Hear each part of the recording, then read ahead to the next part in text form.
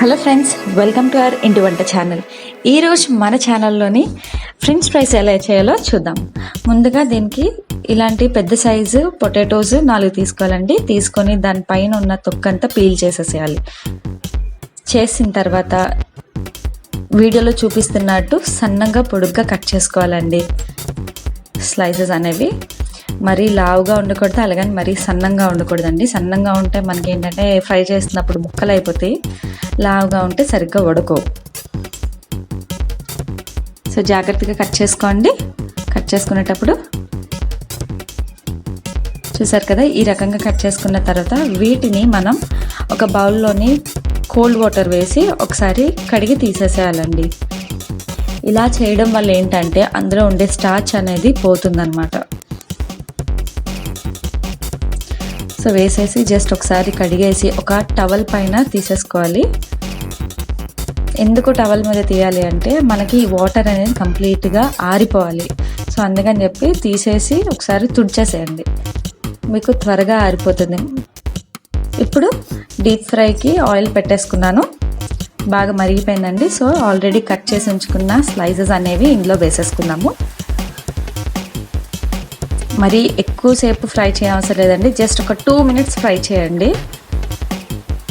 మనకి ఏంటంటే దుంప అనేది కొంచెం ఉడకడానికి కోసం అన్నమాట.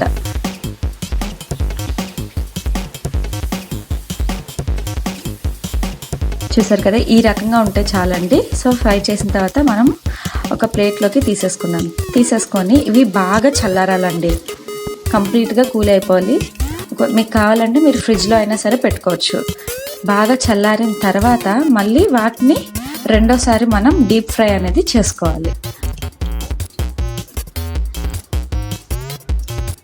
చల్లారిపోయిందండి. సో నేను రెండోసారి అనేది ఫ్రై చేసేస్తున్నాను. సో ఈ రకంగా చేస్తేనే మనకి హోటల్ స్టైల్లో ఉండే, అంటే రెస్టారెంట్స్లో అది దొరికే ఫ్రెంచ్ ఫ్రైస్ లాగా వస్తున్నాయి అన్నమాట.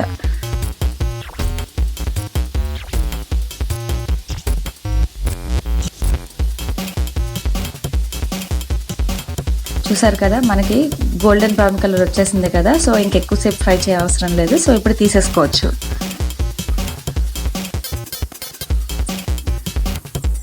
తీసేసుకొని ఒక బౌల్లో వేసేసుకుందామండి.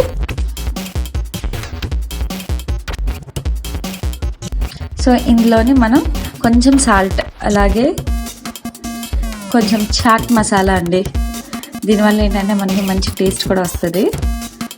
మరి ఎక్కువ వేయొద్దు. అలాగే కొంచెం కారం, చిటికెడు మిరియాల పొడి.